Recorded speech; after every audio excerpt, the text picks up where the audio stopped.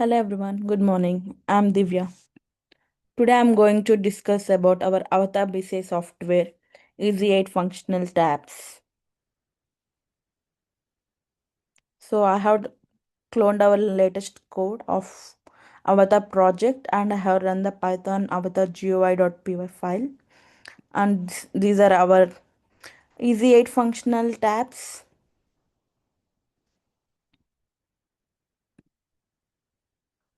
We have tabs like read brain, manual drone control, manual nano control, artificial intelligence, brainwave visualization, file shuffler, cloud computing, and developers tab. The read brain tab is responsible for reading and interpreting brain signals. It displays predictions in real time, showing what the system thinks the user intend to do, like moving the drone forward or backward. User can manually correct predictions if needed using not I was thinking button or confirm the action using execute or this tab also connects directly to the drone control, so recognized commands are sent immediately. Essentially, it provides a seamless interface between brain activity and drone operations, combining automated predictions with user feedback for accurate controls. So, if you say we have two options manual control and autopilot, read my mind button. Not I was thinking, flight log and console log, and we have a connect if we need to connect to the system, either drone. We have frameworks, random forest, Gaussian, deep learning, and TensorFlow and JAX machine learning algorithms, synthetic data, live data. If you see, what are the button I'm switching, my console log is getting updated. We also have the tab, the model says count and label. So when we make a prediction, if the whatever the command we are thinking that will be getting updated here in the model count and prediction count, server, what is the server we're going to use, and prediction labels. Next, we have manual drone control. In manual drone control interface, lets user control the drone commands by selecting icons that represent the desired action. Each actions like up, each actions like up, down, front, backward, left, or move right. If we click, the drone moves 30 centimeters respectively the direction which it was clicked. Some functions like rotational actions, turn left, right, rotates the drone by 45 degrees. And special commands such as take off, land, connect handles the drone basic operations. While stream starts the camera feed if the camera controller is available. The go home method moves the drone backward up by 50 centimeters each to return approximate to its home local function. For every execution action, a message is emitted to the logs providing real-time feedback on the drone status. This setup allows the backend to process commands from brainwave predictions, GUI buttons, or other sources seamlessly. Also, we have some new additions of buttons like flip forward, back, flip left, and flip right, which makes the drone to movement of 360 degrees. So if we click on flip back, the actual drone position changes to 360 degrees backward. And we have a camera view button where we can start and stop streaming and capture the records based on the need. So if I click on cup, it tries to connect to drone and the log should be updated in the here. So it's trying to connect to drone and send commands up to 30. The next tab we have is manual nano control. The manual nano control provides a user interface for operating the nanorobots, featuring 3D viewer of the NAO model and movement controls such as forward, backward, left, right, takeoff, and land. Each button is linked to a predefined function that updates 3D model position or rotational through animation to simulate motions, while simultaneously sending commands to the NAO IP and port. Vertical actions like takeoff and land adjust the model's height, rotation buttons change its orientation, and all actions are logged in real time using the log console. So backward, forward, right, left, again left, backward, forward, takeoff. Takeoff may update in a couple of seconds. So if you see my process is running, then it started takeoff, land, It's again going to take a couple of seconds to land. So it's landed and the nano connection connect. The next tab is artificial intelligence. This tab will have a functionality related to AI ML in one tab. This tab will allow users to choose the deploy or train model. The deploy option will be the default, and according to the machine learning model selected, if the user chooses to train, then the parameters will, with the text fields, become active with the list of parameters applicable for the type of model.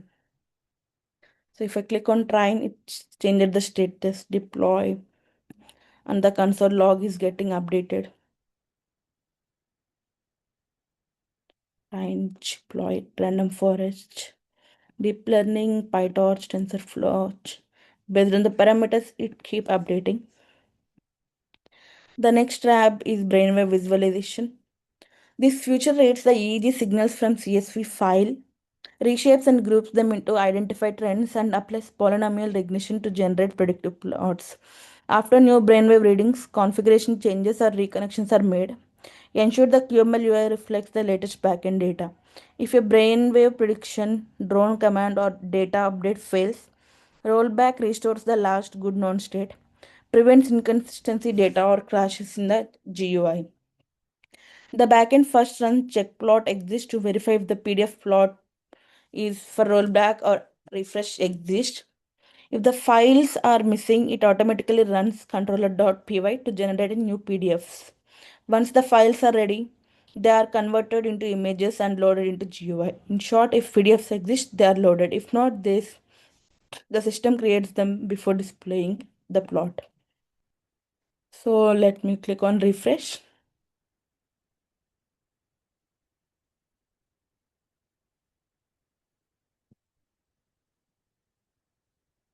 If you see, the plot got changed. If I click on again refresh, so it got changed back again.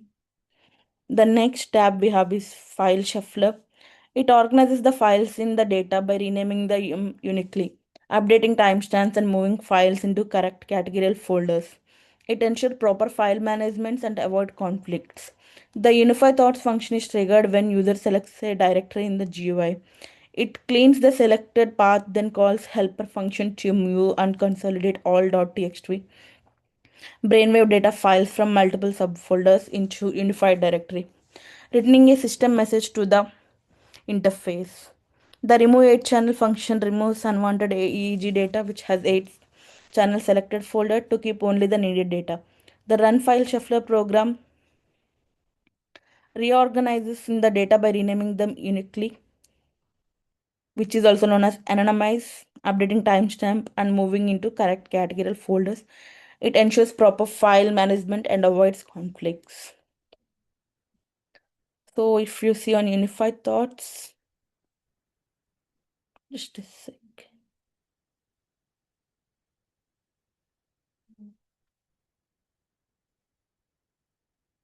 If I hope you are able to see. So when you are seeing it, it is asking you to load the file where the readings are saved. Then remove 8 channels. So it removes files which have 8 channel data and which is irrelevant, and anonymize, which is help to randomly rename the file names, add timestamps and other stuff. And if you see, the log console is getting updated for every actions we push. The next tab is cloud computing. This tab facilitates SFTP file transfer, enabling users to enter connection details, upload files, and save or load config.